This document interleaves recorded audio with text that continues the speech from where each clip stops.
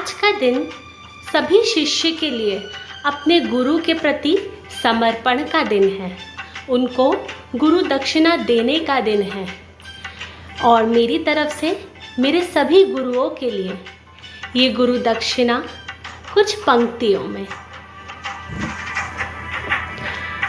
हो गुरु बिना है ज्ञान कहाँ, लोग यही बताते हैं।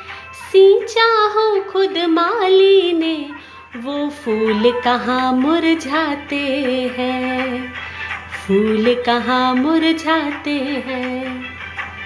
मेरी लाइफ में आए हुए सभी जन जिनसे मैंने कुछ ना कुछ सीखा है, हर स्टेज पे लाइफ लेसन्स लिए हैं, उन सभी के लिए मैं बहुत बहुत ग्रेटफुल हूँ। और हाँ, हैप्पी गुरु पूर्णिमा।